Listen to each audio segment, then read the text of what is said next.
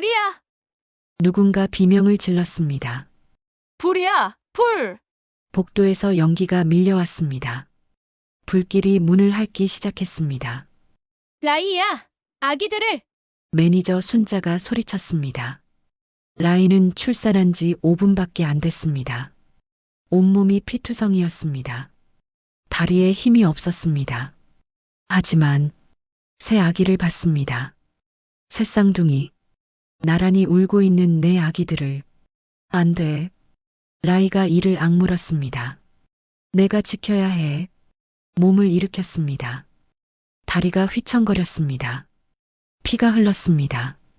하지만 멈추지 않았습니다. 첫째를 가슴에 안았습니다.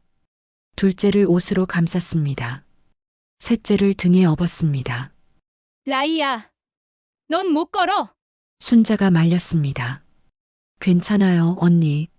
라이의 눈빛이 불타올랐습니다.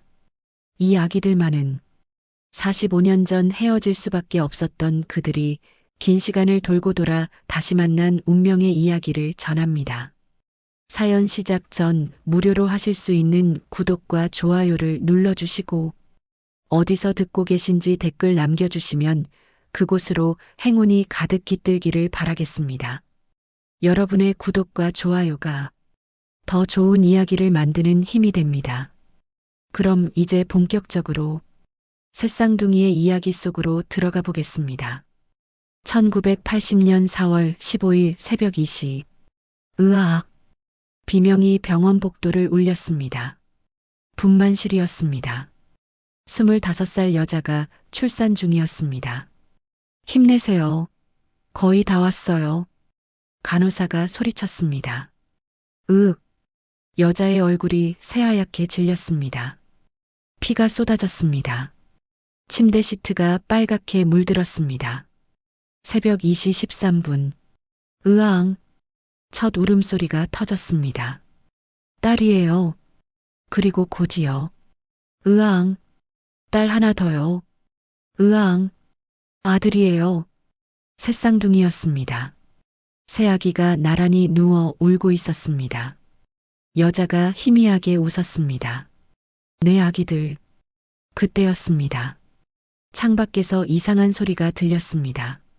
누군가 병원 뒤편으로 가고 있었습니다. 액체를 뿌리는 소리, 기름 냄새, 불길이 방 안으로 밀려왔습니다. 열기가 얼굴을 때렸습니다. 라이는 아기들을 더 꼭 안았습니다. 그리고 불길 속으로 걸어갔습니다. 한쪽 뺨이 빨갛게 익었습니다. 손등에 물집이 생겼습니다. 피부가 타들어갔습니다. 으윽. 고통이 몰려왔습니다. 하지만 아기들의 울음소리가 들렸습니다. 살아있어. 내 아기들이 살아있어. 라이는 계속 걸었습니다.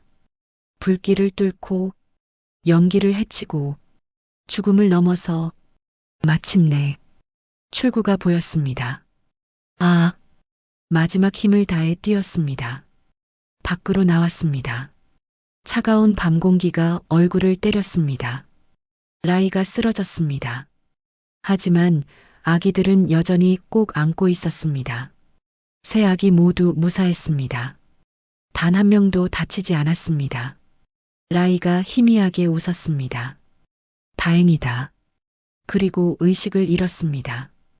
45년 후 2025년 봄 서울 시내 한 장례식장. 당신은 누구세요?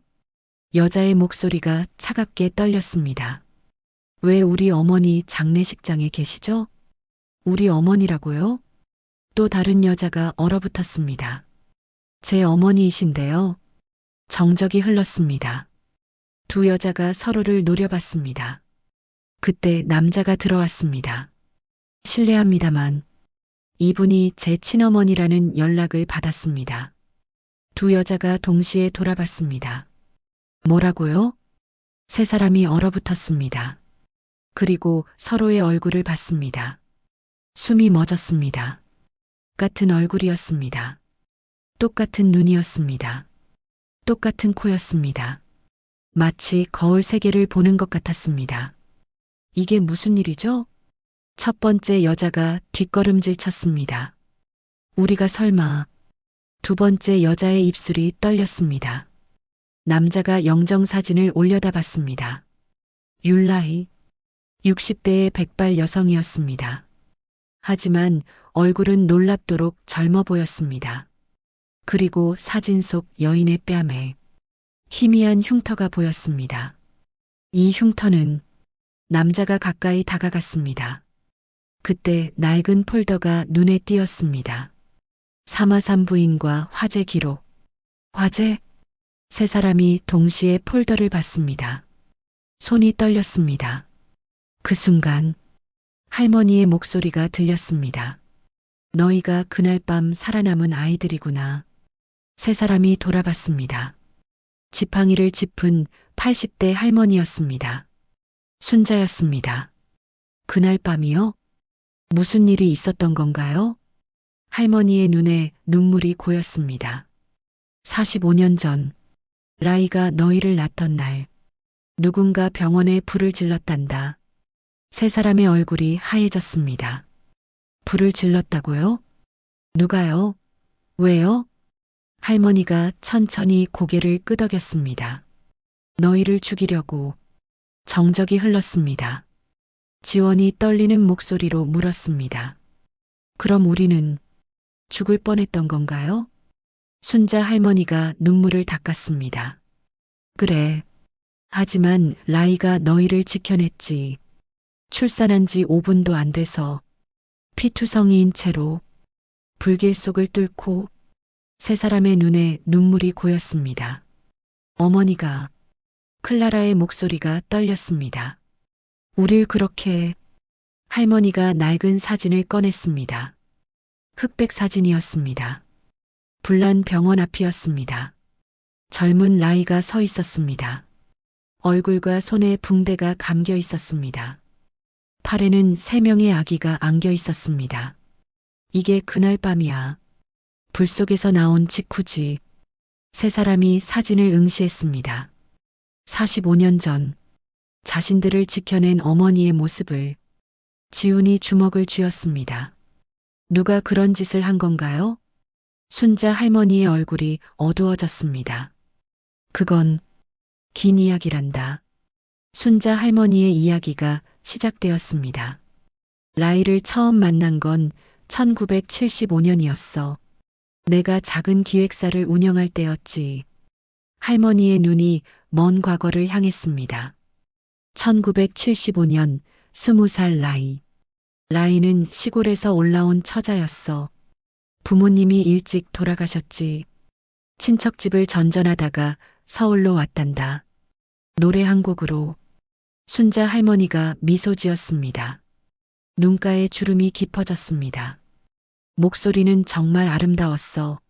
하지만 세상은 냉정했지. 무명 가수는 밤무대를 돌아야 했거든.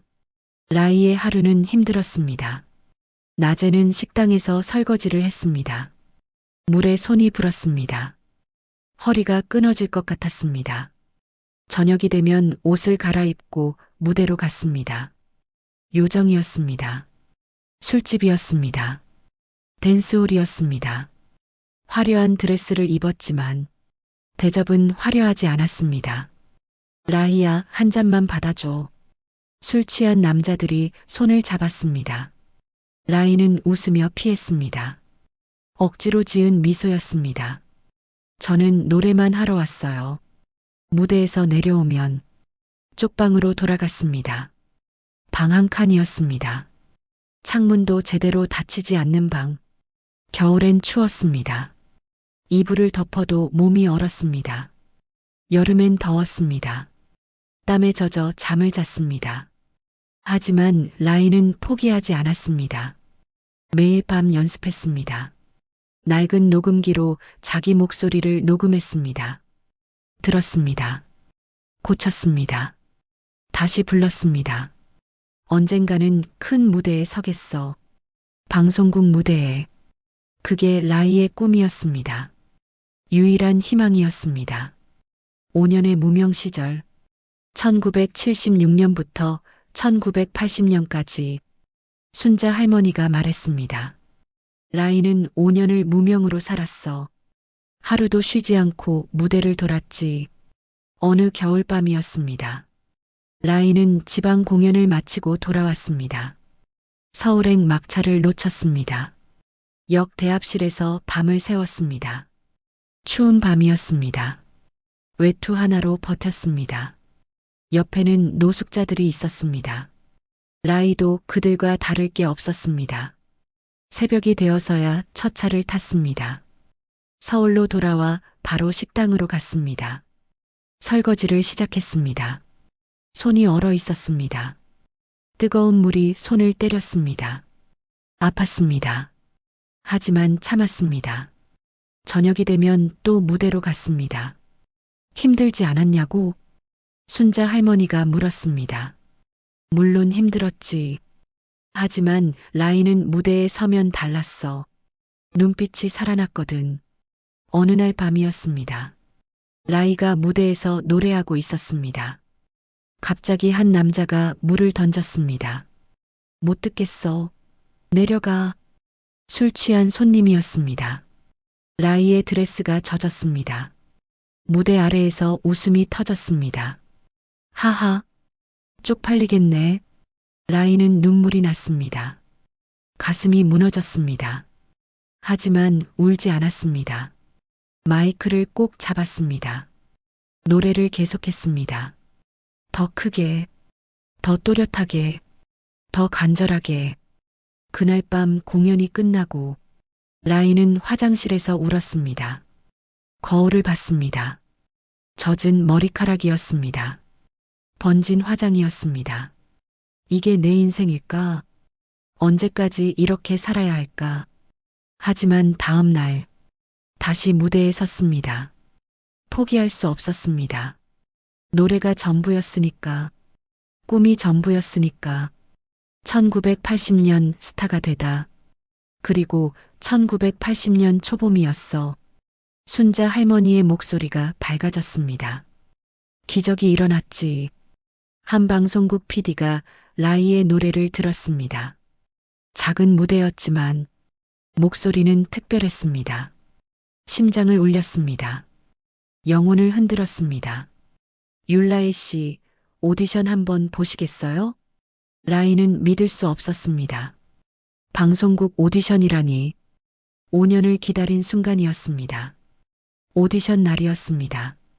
라이는 새벽부터 일어났습니다.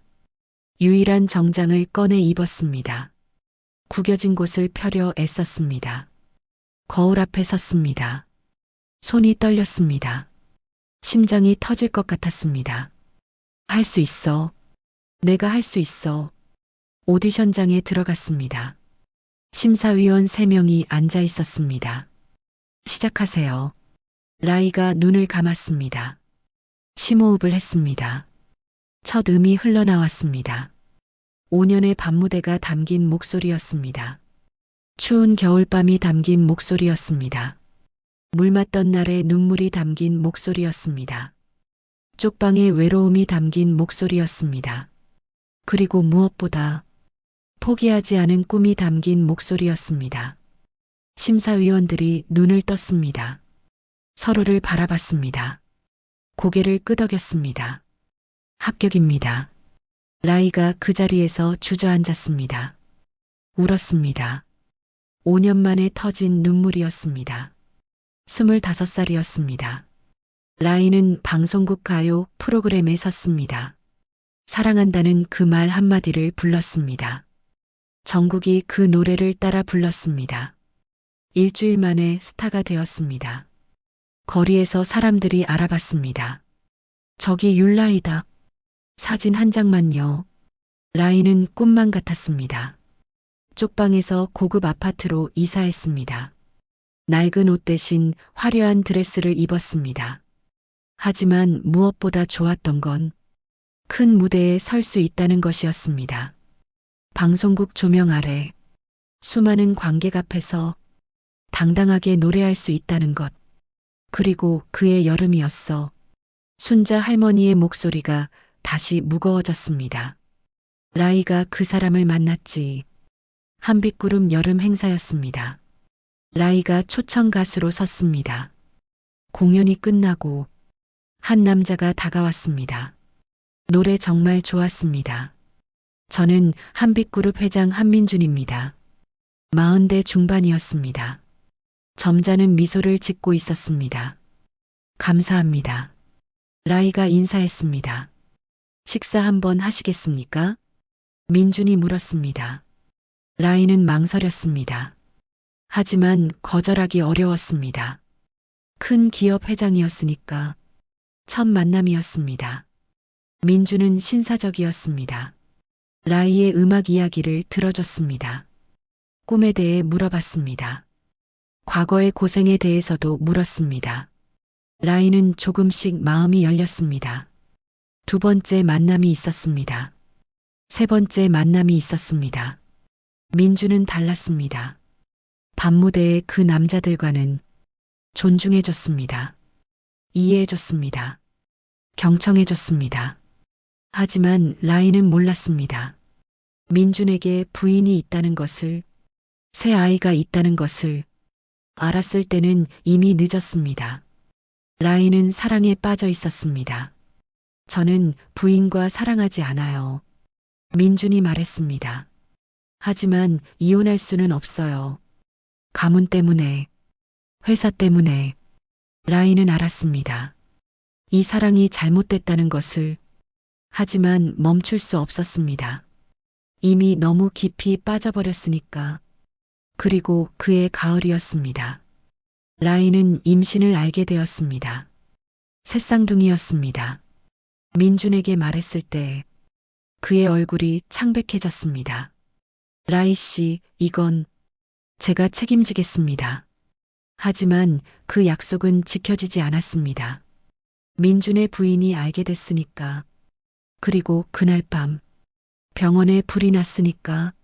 순자 할머니가 한숨을 쉬었습니다. 그게 라이의 인생이었단다. 5년의 고생 끝에 스타가 됐지만 사랑 때문에 모든 걸 잃었어. 세 사람이 고개를 숙였습니다. 어머니의 삶이 보였습니다. 고통과 사랑이 뒤섞인 삶이었습니다. 할머니의 이야기가 끝났습니다. 오랜 침묵이 흘렀습니다. 그동안 어떻게 사셨어요? 지원이 먼저 물었습니다. 지원은 매일 새벽에 일어났습니다. 알람이 울리기 전에 눈이 떠졌습니다. 몸이 기억하고 있었습니다. 오늘도 지방 행사가 있었습니다. 경상남도 작은 마을 축제였습니다. 버스를 2번 갈아타야 했습니다. 무대는 야외였습니다. LED 스크린이 있었습니다. 스피커도 좋았습니다. 작은 축제지만 정성을 다했습니다. 지원은 분홍색 스팽글 드레스를 입었습니다. 거울을 봤습니다. 45살의 얼굴이었습니다. 주름이 조금 있었습니다. 하지만 눈빛은 여전히 밝았습니다. 무대에 올랐습니다. 안녕하세요. 가수 지원입니다. 관객들이 박수를 쳤습니다. 젊은 커플도 있었습니다. 아이를 데리고 온 가족도 있었습니다. 노인분들도 많았습니다. 노래가 시작되었습니다. 트로트였습니다. 사랑의 눈물이라는 곡이었습니다. 지원이 마이크를 잡았습니다. 첫 음이 흘러나왔습니다. 순간 가슴 깊은 곳에서 뭔가 올라왔습니다. 설명할 수 없는 감정이었습니다. 피 속에서 무언가가 끓어올랐습니다. 목소리가 저절로 나왔습니다. 감정이 저절로 실렸습니다. 어머니는 평범한 주부라고 했습니다.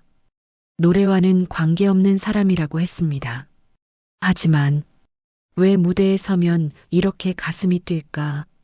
왜 노래를 부르면 이렇게 눈물이 날까? 본 적도 없는 큰 무대가 그리웠습니다.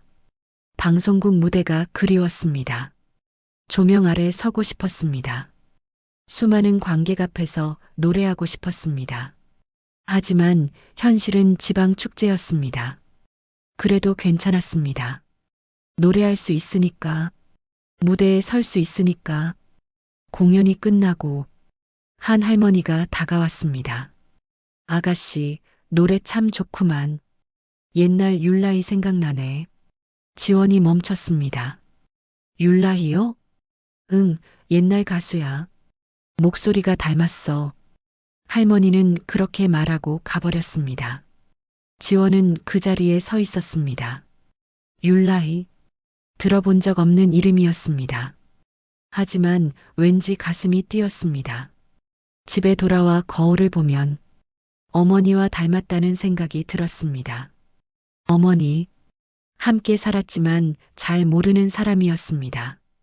어느 날이었습니다. 지원이 물었습니다. 엄마, 왜 노래 프로 안 봐요? 어머니가 잠시 멈췄습니다. 리모컨을 든 손이 떨렸습니다. 지원아, 무대는 위험한 거야. 사람들 앞에 서면 안 돼. 왜요? 그냥. 어머니의 눈빛이 어두웠습니다. 엄마처럼 살면 안 돼. 그때는 이해할 수 없었습니다. 지금도 이해할 수 없었습니다. 하지만 이제는 알 것 같았습니다. 어머니는 나를 지키려 했던 거구나. 어머니 자신이 겪은 고통에서 클라라가 이야기를 이어받았습니다. 저는 목소리가 조용했습니다. 파리에서 살았어요. 회상 속으로 빠져들었습니다. 파리의 아침이었습니다. 해가 에펠탑을 비쳤습니다. 클라라는 발레 학원에 출근했습니다. ACADMI 클레러라고 쓰여 있었습니다. 자신의 이름을 건 학원이었습니다. 한때는 무용수였습니다. 파리 국립발레단 수석이었습니다. 이제는 아이들을 가르치는 선생님이었죠. 거울 앞에 섰습니다. 45살의 몸이었습니다. 여전히 날씬했습니다. 여전히 유연했습니다. 음악을 틀었습니다. 차이콥스키의 백조의 호수였습니다. 나는 고아원에서 자랐어. 부모님 얼굴도 몰라. 하지만 몸이 음악을 기억했습니다. 누가 가르쳐 주지 않았는데도 발끝이 저절로 움직였습니다. 가슴이 박자를 알고 있었습니다. 영혼이 춤을 추고 싶어 했습니다. 고아원 원장 선생님이 말씀하셨습니다. 클라라, 너는 특별한 아이야. 분명 예술가 집안에서 태어났을 거야. 10살 때였습니다. 프랑스 발레단에서 클라라를 발견했습니다. 고아원 공연에서였습니다. 이 아이는 천재야. 그날부터 발레를 배웠습니다. 몸이 기억하는 것 같았습니다. 선생님이 한 번만 보여주면 바로 따라할 수 있었습니다. 놀라워. 선생님이 말했습니다. 이건 타고난 거야. 20살에 국립발레단에 들어갔습니다. 25에 수석 무용수가 되었습니다. 모두가 축하했습니다. 박수가 쏟아졌습니다. 샴페인을 터뜨렸습니다. 하지만 클라라는 쓸쓸했습니다. 이 순간을 함께할 가족이 없었으니까 무대에서 내려와 혼자 샴페인을 마셨습니다. 창밖을 봤습니다. 파리의 밤이 아름다웠습니다.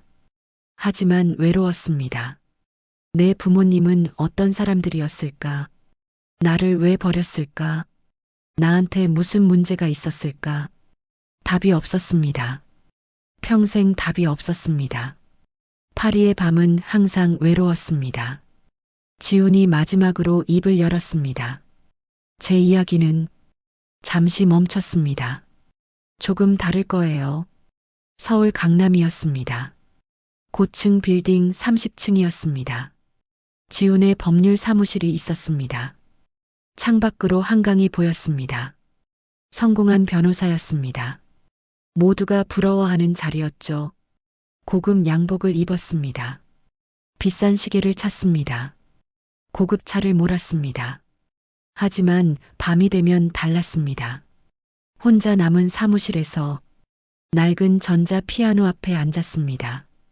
대학 때부터 가지고 다니던 것이었습니다. 손가락이 건반을 눌렀습니다. 첫 음이 흘러나왔습니다. 모르는 곡이었습니다. 하지만 손가락은 알고 있었습니다. 멜로디가 흘러나왔습니다. 아름다웠습니다.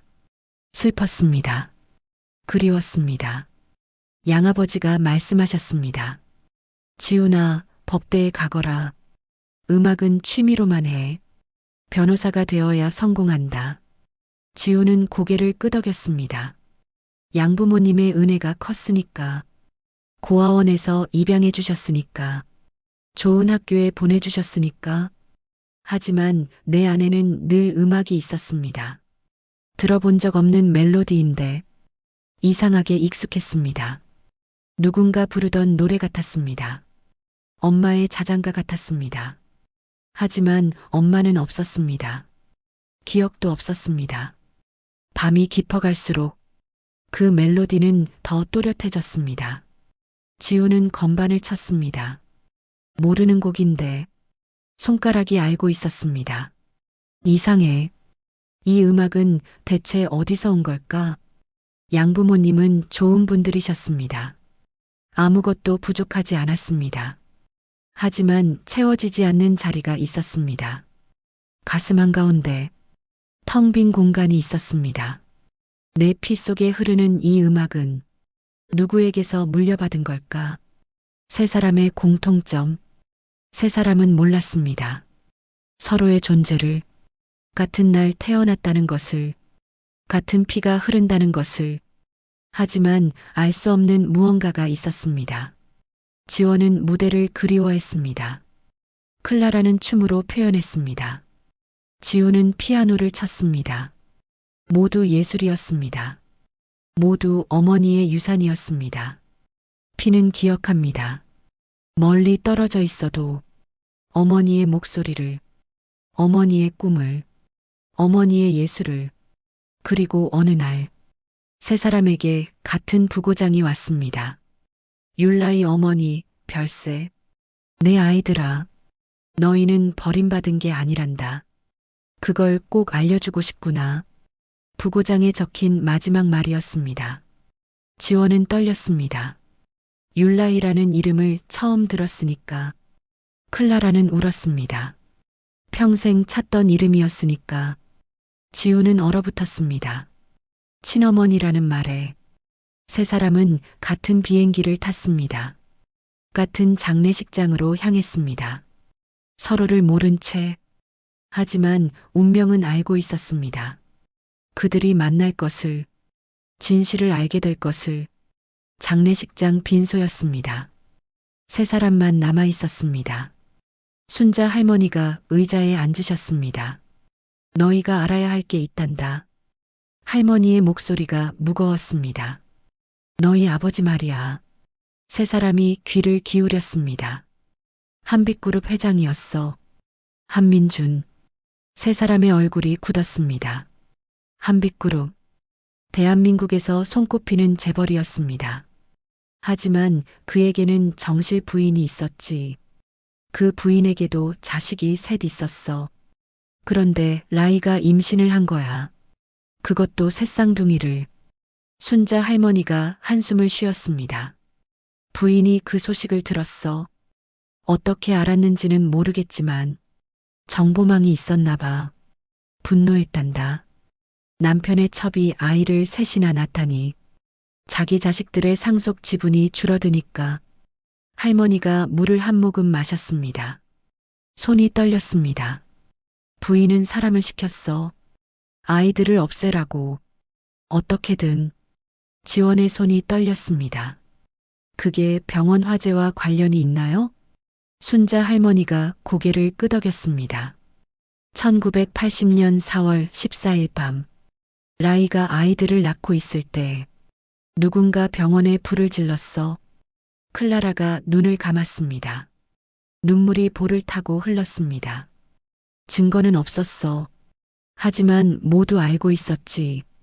누가 시킨 일인지. 경찰도 조사를 시작했어. 하지만 일주일 만에 중단됐단다. 위에서 압력이 들어왔거든. 지훈이 주먹을 쥐었습니다. 변호사의 본능이 발동했습니다. 그럼 우리는 죽을 뻔했던 건가요? 목소리가 갈라졌습니다. 그래. 할머니가 고개를 끄덕였습니다. 하지만 라이가 너희를 지켜냈지. 목숨을 걸고. 순자 할머니가 낡은 봉투를 꺼냈습니다. 이건 그날 밤 병원에 있던 간호사가 준 거야. 봉투를 열었습니다. 흑백 사진이 나왔습니다. 불난 병원 앞이었습니다. 라이가 서 있었습니다. 얼굴과 손에 붕대가 감겨 있었습니다. 팔에는 3명의 아기를 안고 있었습니다. 이게 그날 밤이야. 불 속에서 나온 직후지. 3사람이 사진을 들여다봤습니다. 젊은 어머니의 얼굴이 보였습니다. 아픔이 가득했지만 눈빛만큼은 단호했습니다. 어머니, 지원이 사진을 가슴에 안았습니다. 그 뒤로 추적이 시작됐어. 할머니가 계속 말했습니다. 회장 부인의 사람들이 아이들을 찾아다녔지. 라이는 결단을 내렸단다. 새 아이를 뿔뿔이 흩어야겠다고. 그래야 살 수 있다고. 할머니가 클라라를 바라봤습니다. 너는 프랑스 고아원으로 보냈어. 가장 먼 곳으로. 국제 입양 기관을 통해서였지. 할머니가 지훈을 바라봤습니다.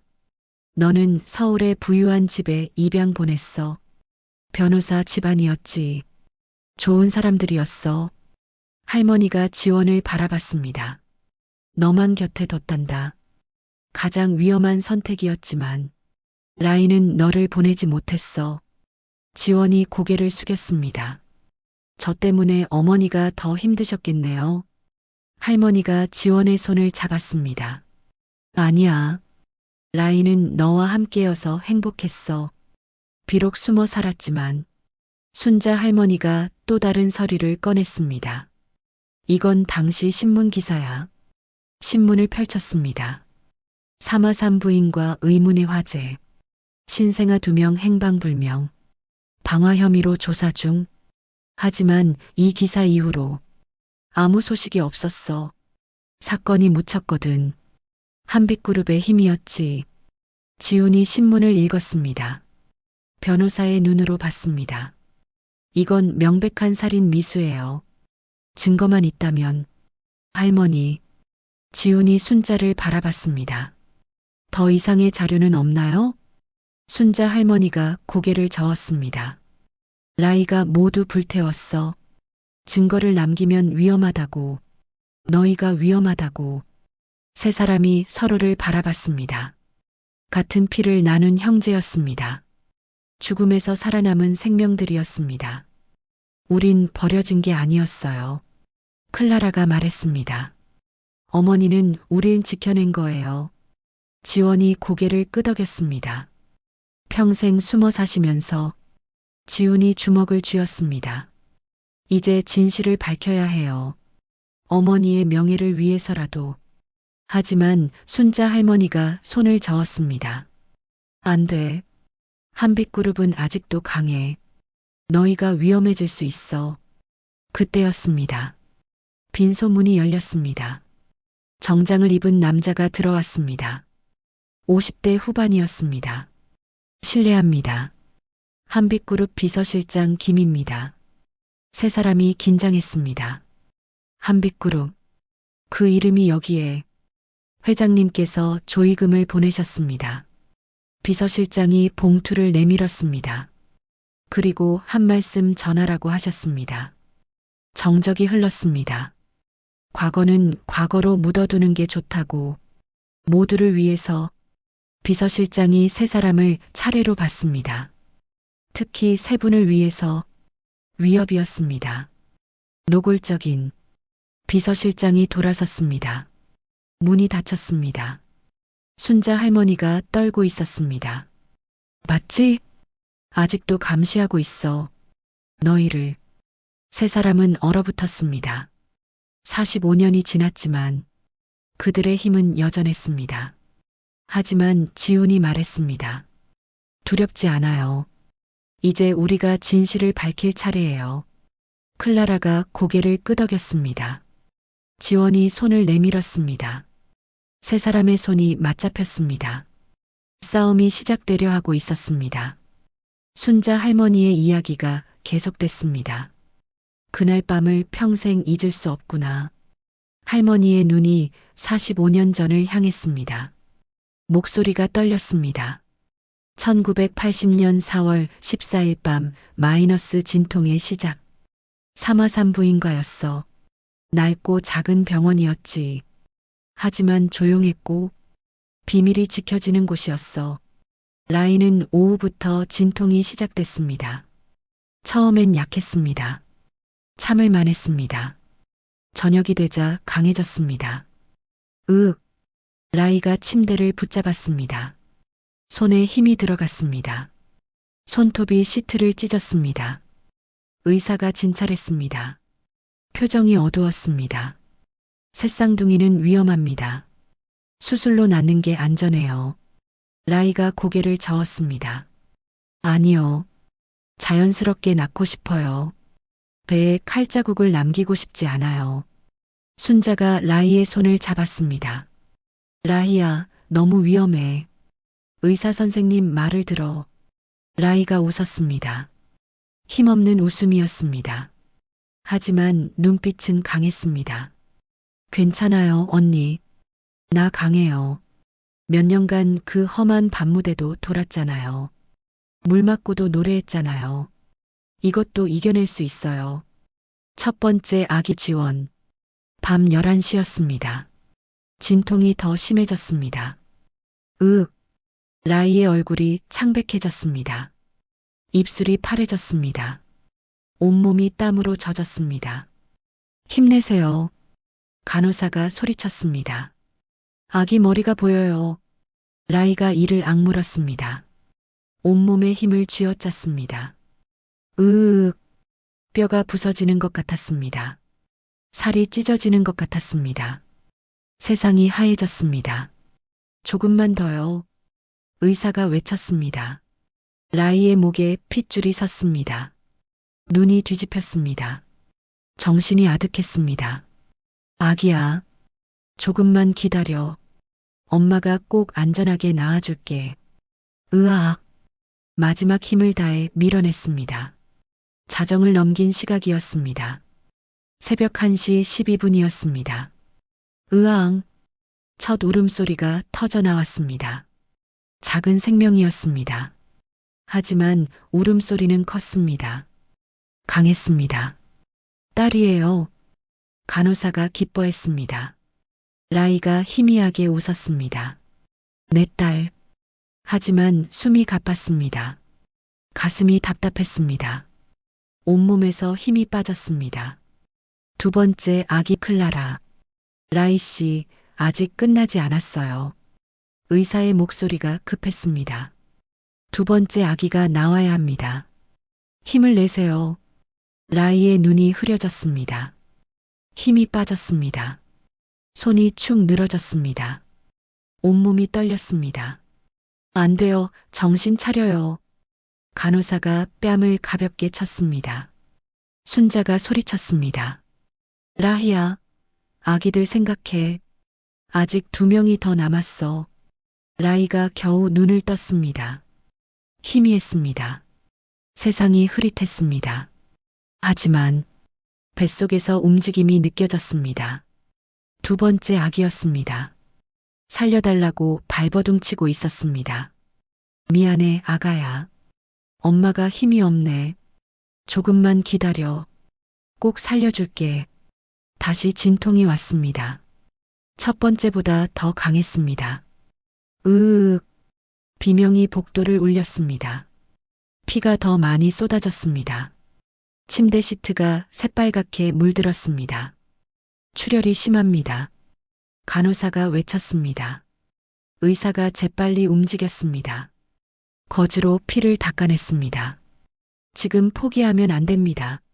아기를 위해서라도 힘내세요. 라이가 다시 이를 악물었습니다. 내 아기야. 엄마가 여기 있어. 조금만 기다려. 꼭 살려줄게. 온몸이 불타는 것 같았습니다. 배가 찢어지는 것 같았습니다. 세상이 사라지는 것 같았습니다. 으악. 새벽 1시 45분이었습니다. 으앙. 두 번째 울음소리가 터졌습니다. 딸이에요. 간호사가 소리쳤습니다. 또 딸이에요. 라이의 의식이 흐려졌습니다. 눈앞이 하얘졌습니다. 손이 차갑게 식었습니다. 세 번째 아기 지훈. 라이 씨, 정신 차려요. 의사가 소리쳤습니다. 간호사가 산소 마스크를 씌웠습니다. 라이의 입술이 새파랗게 변했습니다. 손이 차갑게 식었습니다. 숨이 가빴습니다. 혈압이 떨어지고 있어요. 간호사가 외쳤습니다. 수혈 준비. 의사가 다급하게 지시했습니다. 아직 한 명 더 남았습니다.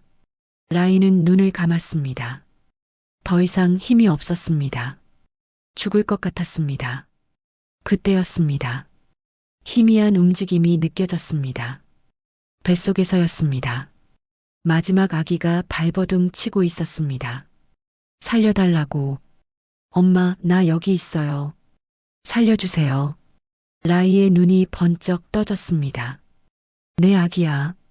엄마가 있어. 엄마가 여기 있어. 조금만 기다려. 꼭 살려줄게. 다시 한번 힘을 모았습니다. 마지막 남은 모든 힘을. 생명의 마지막 불꽃을. 으으으. 새벽 2시 13분이었습니다. 으앙.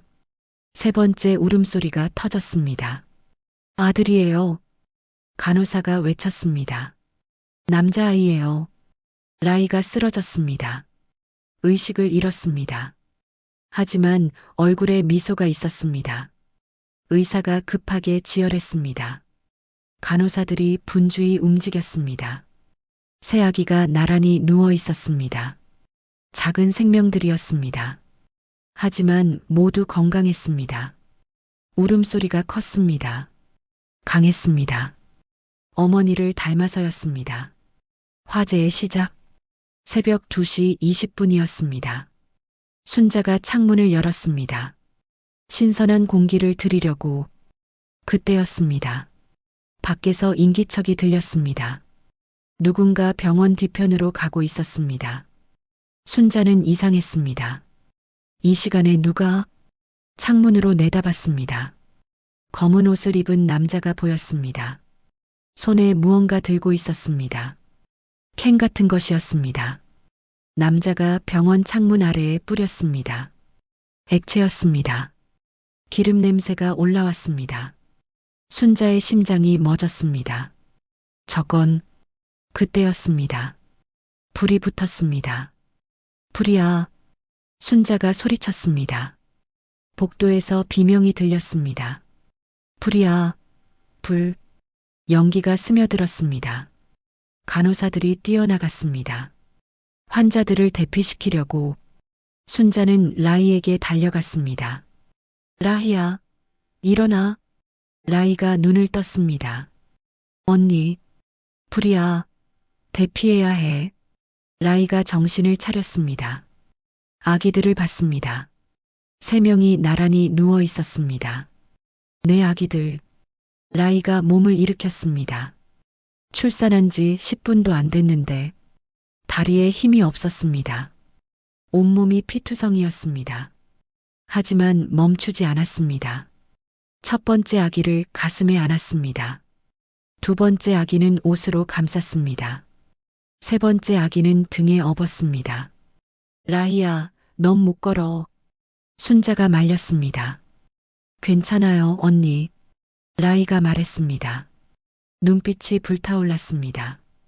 내가 지켜야 해요. 이 아기들만은.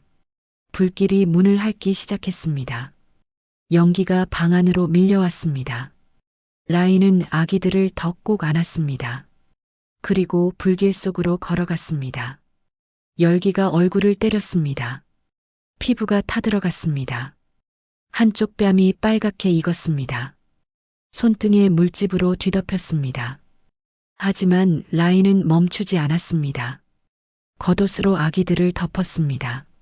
자기 몸으로 불을 막았습니다. 계단을 내려갔습니다. 연기 때문에 앞이 보이지 않았습니다. 하지만 계속 걸었습니다. 한 발, 또 한 발. 아기들의 울음소리가 들렸습니다. 살아있어. 내 아기들이 살아있어. 출구가 보였습니다. 라이가 마지막 힘을 다해 뛰었습니다. 밖으로 나왔습니다. 차가운 밤 공기가 얼굴을 때렸습니다. 라이가 쓰러졌습니다. 하지만 아기들은 꼭 안고 있었습니다. 순자가 뛰어나왔습니다.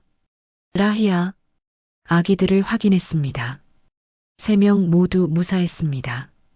단 한 명도 다치지 않았습니다. 라이가 희미하게 웃었습니다. 다행이다. 내 아기들. 그리고 의식을 잃었습니다. 구급차가 도착했습니다. 라이를 다른 병원으로 옮겼습니다. 얼굴과 손에 화상을 입었습니다. 평생 지워지지 않는 흉터였습니다. 하지만 라이는 후회하지 않았습니다. 아기들이 살아 있었으니까.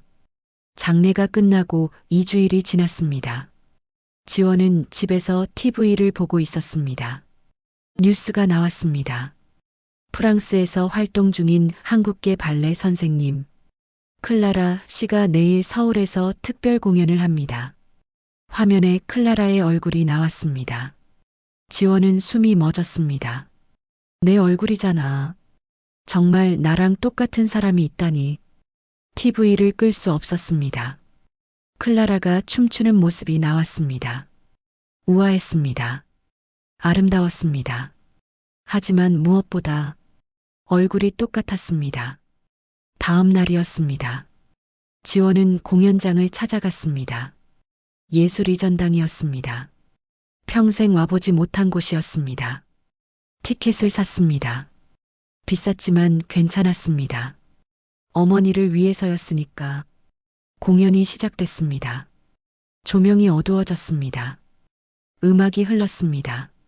클라라가 무대에 등장했습니다. 순간 지원의 가슴이 뛰었습니다. 어머니의 움직임 같았습니다. 본 적은 없지만 느낌으로 알 수 있었습니다. 이건 우리 피 속에 흐르는 거야. 공연이 끝났습니다. 박수가 쏟아졌습니다. 지원은 무대 뒤로 갔습니다. 경비원이 막았습니다. 관계자 외 출입 금지예요. 저기요, 제가. 안 됩니다. 지원은 포기하지 않았습니다. 복도를 돌아갔습니다. 다른 출구를 찾았습니다. 그때였습니다. 클라라가 나왔습니다.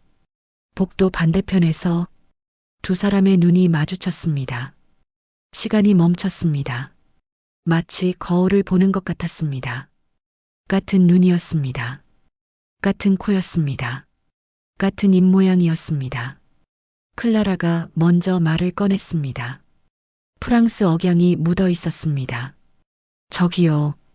저랑 똑같네요. 두 사람은 조용한 카페로 갔습니다. 창가 자리에 앉았습니다. 서로를 마주 봤습니다. 한참을 말없이 봤습니다. 믿을 수 없어요.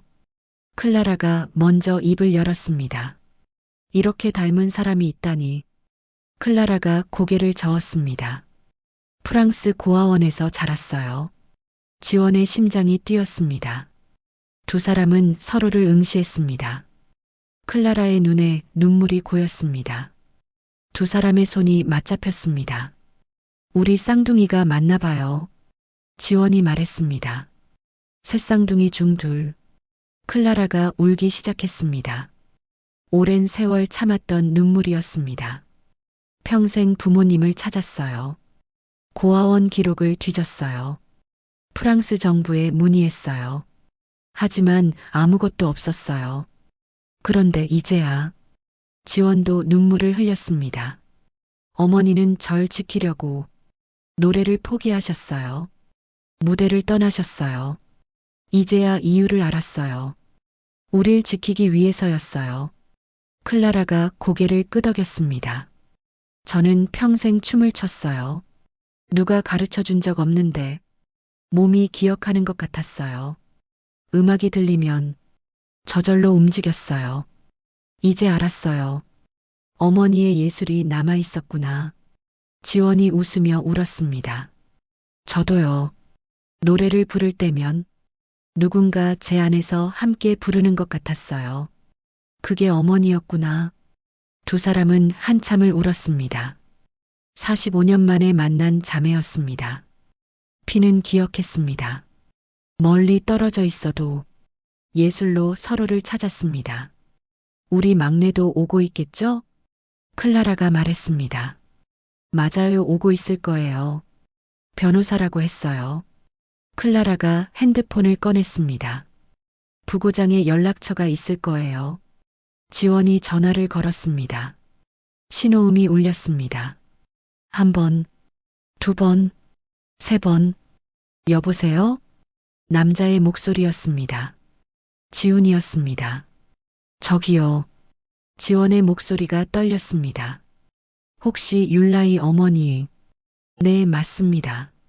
지훈의 목소리도 떨렸습니다. 지금 어디 계세요? 예술이 전당 근처 카페예요. 지금 갈게요. 전화가 끊겼습니다. 30분 후였습니다. 카페 문이 열렸습니다. 한 남자가 들어왔습니다. 지훈이었습니다. 세 사람이 마주봤습니다. 얼굴이 닮아 있었습니다. 눈이 닮아 있었습니다. 코가 닮아 있었습니다. 입모양이 닮아 있었습니다. 우리, 지훈이 말했습니다. 새쌍둥이가 정말 맞나 봐요. 클라라가 울었습니다. 지원이 웃었습니다. 세 사람의 손이 맞잡혔습니다. 45년 만에 만난 가족이었습니다. 불 속에서 살아남은 생명들이었습니다. 어머니의 사랑이 지켜낸 아이들이었습니다. 오래 헤어져 있었지만 피는 기억했습니다. 예술은 기억했습니다. 사랑은 기억했습니다. 일주일이 지났습니다. 세 사람은 자주 만났습니다. 어머니에 대해 이야기했습니다. 서로의 삶에 대해 나눴습니다. 잃어버린 시간을 채워갔습니다. 어느 날 지훈이 말했습니다. 제가 조사를 좀 했어요. 그날 밤 화재에 대해서 두 여동생이 귀를 기울였습니다. 지훈이 서류를 펼쳤습니다. 1980년 4월 15일 새벽 화재. 삼화산 부인과 방화로 추정됐어요. 하지만 조사가 중단됐죠. 왜요? 클라라가 물었습니다. 압력이 있었어요. 지훈이 또 다른 서류를 꺼냈습니다. 당시 소방관 진술서예요. 기름 냄새가 났다고 했어요. 명백한 방화였죠. 지원이 얼굴을 찡그렸습니다. 누가 그런 짓을? 지훈이 사진을 보여줬습니다. 한빛그룹 회장 부인의 사진이었습니다. 이 사람이에요. 우리 아버지의 정실 부인. 강미선. 세 사람이 사진을 봤습니다. 차가운 눈빛이었습니다. 증거가 있나요? 클라라가 물었습니다. 지훈이 고개를 저었습니다. 직접적인 증거는 없어요. 하지만 정황상 명백해요. 지훈이 또 다른 자료를 꺼냈습니다. 화재 다음 날 회장 부인의 비서가 사라졌어요. 흔적도 없이. 그리고 일주일 뒤 경찰 조사가 중단됐죠. 위에서 압력이 들어왔다고. 지원이 주먹을 쥐었습니다. 그럼 우리 어머니는 억울하게 당한 거잖아요. 지훈이 고개를 끄덕였습니다. 그래요. 명예도 잃고 무대도 잃고 평생 숨어 사셨어요. 클라라가 떨리는 목소리로 물었습니다. 우리 아버지는요? 한민준 회장은? 지훈이 한숨을 쉬었습니다. 이미 돌아가셨어요. 10년 전에. 부인은요? 아직 살아계세요. 80대예요. 정적이 흘렀습니다. 그럼 복수를 할 수 없는 건가요? 지원이 물었습니다. 지훈이 고개를 저었습니다. 법적으로는 어려워요. 시효도 지났고 증거도 없어요. 하지만 지훈이 두 여동생을 바라봤습니다. 진실을 밝힐 수는 있어요. 어떻게요? 클라라가 물었습니다. 언론에 공개하는 거예요. 우리 이야기를, 어머니의 이야기를. 지원이 망설였습니다. 하지만 위험하지 않을까요? 한빛그룹이 가만히 있지 않을 텐데. 지훈이 단호하게 말했습니다. 두렵지 않아요. 어머니는 우릴 지키려고 평생을 희생하셨어요. 이제 우리가 어머니를 지킬 차례예요. 클라라가 고개를 끄덕였습니다. 저도 동의해요. 진실은 밝혀져야 해요. 지원도 손을 내밀었습니다. 같이 해요. 우리 셋이 함께. 세 사람의 손이 맞잡혔습니다. 며칠 후였습니다. 지우는 기자를 만났습니다.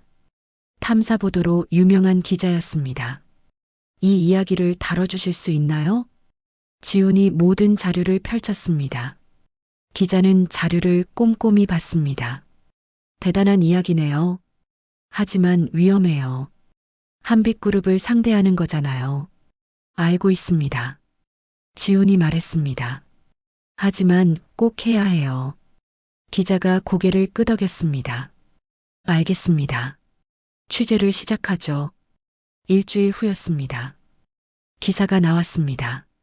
국민 여가수 율라희의 숨겨진 진실. 재벌가의 음모와 불 속의 출산. 45년 만에 만난 새쌍둥이. 기사는 삽시간에 퍼졌습니다. 인터넷이 들끓었습니다. 사람들이 분노했습니다. 이게 무슨 일이야? 한빛그룹이 이런 짓을? 율라희 가수 불쌍해. 한빛그룹이 움직였습니다. 대변인이 나왔습니다. 근거 없는 의혹입니다. 법적 대응하겠습니다. 하지만 여론은 돌아서지 않았습니다. 더 많은 증언이 나왔습니다. 당시 병원 관계자들이 입을 열었습니다. 그날 밤 수상한 사람을 봤어요. 병원에 기름을 뿌렸어요. 하지만 경찰이 조사를 안 했어요. 순자 할머니도 인터뷰에 응했습니다. 라인은 평생 고통 속에 살았어요.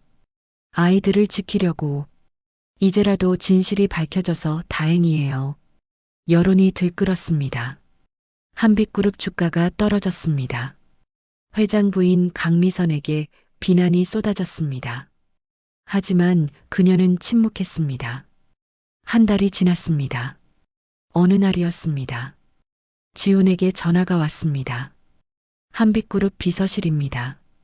회장 부인께서 만나고 싶어 하십니다. 지훈은 두 여동생에게 연락했습니다. 할머니가 우릴 부르네요. 같이 가요. 세 사람은 한빛그룹 본사로 갔습니다. 최상층이었습니다. 회장실이었습니다. 문이 열렸습니다. 노파가 앉아 있었습니다. 강미선이었습니다. 80대였지만 눈빛은 여전히 날카로웠습니다. 앉아요. 세 사람이 자리에 앉았습니다. 정적이 흘렀습니다. 왜 이러는 거죠? 미선이 물었습니다. 과거를 들춰서 뭐가 달라져요? 지훈이 차분하게 말했습니다. 진실을 밝히려는 거예요. 어머니의 명예를 되찾으려고요. 미선이 비웃었습니다. 명예? 첩의 명예? 지원이 일어섰습니다. 우리 어머니는 첩이 아니에요. 사랑한 거예요. 미선의 얼굴이 굳었습니다. 사랑? 내 남편을 빼앗아 놓고? 클라라가 말했습니다. 어머니는 우릴 지키려고 평생을 희생하셨어요. 당신은 우릴 죽이려 했잖아요. 미선이 눈을 감았습니다. 오랜 침묵이 흘렀습니다. 인정해요. 미선이 입을 열었습니다. 그때 내가 시켰어요. 병원 화재를. 세 사람이 숨을 죽였습니다. 왜요? 지훈이 물었습니다. 내 자식들 때문이었어요. 미선의 목소리가 떨렸습니다. 상속이 나눠질까봐. 가문의 명예가 떨어질까봐. 하지만 미선이 눈물을 흘렸습니다. 후회해요. 평생을. 그 죄책감에 잠도 못 잤어요. 지원이 말했습니다. 그럼 이제라도 사과하세요. 세상에 공개적으로. 미선이 고개를 끄덕였습니다. 그러겠어요. 내가 졌어요. 너희 어머니가 이긴 거예요. 다음 날이었습니다. 기자회견장이었습니다. 강미선이 나왔습니다. 카메라 플래시가 터졌습니다. 45년 전 제가 큰 죄를 지었습니다. 율라의 씨와 그 아이들에게 용서를 구합니다. 세상이 떠들썩했습니다. 재벌가의 사과였습니다. 진실이 밝혀진 순간이었습니다. 석 달이 지났습니다. 세 사람은 어머니의 집을 정리했습니다. 작은 아파트였습니다. 평생을 여기서 사셨습니다. 지원이 서랍을 열었습니다. 오래된 상자가 있었습니다. 이게 뭐지? 뚜껑을 열었습니다. 악보가 나왔습니다. 세계의 불빛이라는 제목이었습니다. 어머니의 필체였습니다. 언니, 오빠, 이것 봐. 클라라와 지훈이 다가왔습니다. 악보를 함께 봤습니다. 멜로디만 있었습니다. 가사는 비어 있었습니다. 미완성이었습니다. 어머니가 우릴 위해 쓰신 곡인가 봐. 지훈이 말했습니다. 건반을 더듬었습니다. 손가락이 멜로디를 찾았습니다. 아름다웠습니다. 슬펐습니다. 그리웠습니다. 완성해드리자. 클라라가 제안했습니다. 어머니의 마지막 무대를 만들어드리자. 세 사람은 며칠을 고민했습니다. 지원이 가사를 썼습니다. 밤을 새워 완성했습니다. 어머니의 마음을 담았어. 지훈이 피아노 편곡을 했습니다. 클라라가 안무를 만들었습니다. 한 달 후였습니다. 작은 공연장을 빌렸습니다. 100명 정도 앉을 수 있는 곳이었습니다. 초대장을 보냈습니다. 어머니를 기억하는 사람들에게 공연 날이 왔습니다. 객석이 가득 찼습니다. 순자 할머니도 왔습니다. 어머니의 옛 동료들도 왔습니다. 그리고 일반 관객들도 왔습니다. 기사를 보고 온 사람들이었습니다. 무대 조명이 켜졌습니다. 지훈이 피아노 앞에 앉았습니다. 건반을 천천히 눌렀습니다. 부드러운 선율이 흘러나왔습니다. 어머니의 멜로디였습니다. 45년 전 그날 밤의 멜로디였습니다. 클라라가 무대 중앙에 섰습니다. 흰 드레스를 입고 있었습니다. 음악에 맞춰 몸이 움직였습니다. 발끝이 공중을 가르며 떠올랐습니다. 불길을 표현하는 춤이었습니다. 하지만 아름다웠습니다. 고통 속에서 피어난 사랑이었습니다. 지원이 무대 옆에서 천천히 걸어 나왔습니다. 마이크를 잡았습니다. 눈을 감았습니다. 심호흡을 했습니다. 첫 음이 흘러나왔습니다. 세계의 불빛이 어둠 속에서 태어났어요. 어머니의 목소리 같았습니다. 아니, 어머니의 목소리였습니다. 피를 통해 전해진 목소리였습니다. 객석이 숨을 죽였습니다. 어머니의 손이 그 불빛을 지켜냈어요. 상처가 되어도, 침묵이 되어도 사랑은 꺼지지 않았어요. 지원의 목소리가 떨렸습니다. 눈물이 흘렀습니다. 하지만 노래는 계속됐습니다. 5년의 밤무대, 화려한 꿈을 꾸었죠. 하지만 사랑 앞에서 모든 걸 내려놨어요. 클라라의 춤이 격렬해졌습니다. 고통을 표현했습니다. 하지만 포기하지 않는 힘을 보였습니다. 지훈의 피아노가 절정으로 치달았습니다. 불길 속에서 새 생명을 안았어요. 얼굴이 타들어가도 손을 놓지 않았어요. 객석에서 흐느낌이 들렸습니다. 사람들이 눈물을 흘렸습니다. 순자 할머니가 울고 있었습니다. 어머니의 옛 동료들도 울었습니다. 젊은 사람들도 울었습니다. 우리는 살아남았어요. 어머니의 사랑으로. 이제 노래해요. 어머니 대신 빛이 되어. 마지막 음이 길게 이어졌습니다. 클라라가 무릎을 꿇었습니다. 두 팔을 하늘로 뻗었습니다. 어머니에게 바치는 기도였습니다. 지훈의 피아노가 조용히 마무리됐습니다. 지원의 마지막 음이 사라졌습니다. 정적이 흘렀습니다. 그리고 박수가 터져 나왔습니다. 우레와 같은 박수였습니다. 기립박수였습니다. 모두가 일어섰습니다. 세 사람이 무대 중앙에 섰습니다. 서로의 손을 잡았습니다. 함께 인사했습니다. 무대 뒤 스크린에 글이 떴습니다. 어머니가 생전에 쓴 말이었습니다. 노래는 사라져도 마음의 음표는 남는다.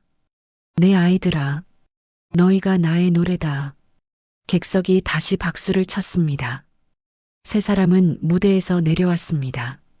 순자 할머니가 달려왔습니다. 세 사람을 안았습니다. 라이가 봤을 거야. 하늘에서 얼마나 기뻐했을까. 다음 날 아침, 세 사람은 묘지를 찾았습니다. 작은 언덕 위였습니다. 어머니의 무덤이 있었습니다. 비석이 새로 세워져 있었습니다. 국민 여가수 율라이, 그리고 세 자녀의 위대한 어머니, 지원이 꽃을 놓았습니다. 클라라가 향을 피웠습니다.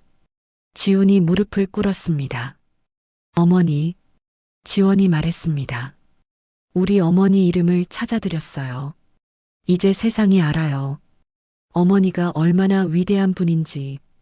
클라라가 말했습니다. 평생 우릴 지켜주셔서 감사해요. 이제 우리가 어머니를 지킬게요. 어머니의 이름을. 지훈이 말했습니다. 사랑해요, 어머니. 한 번도 만나지 못했지만 제 안에 늘 계셨어요. 바람이 불었습니다. 따뜻한 봄바람이었습니다. 꽃잎이 날렸습니다. 마치 어머니의 대답 같았습니다. 세 사람이 서로를 안았습니다. 오랜 세월 떨어져 있었습니다. 하지만 이제 다시 만났습니다. 피로 이어진 가족이었습니다. 에필로그 -1년 후, 지원은 큰 무대에 섰습니다. 방송국 가요 프로그램이었습니다. 어머니가 서던 그 무대였습니다. 세계의 불빛을 불렀습니다. 전국이 그 노래를 들었습니다. 클라라는 파리로 돌아가지 않았습니다. 서울에 발레 학원을 열었습니다.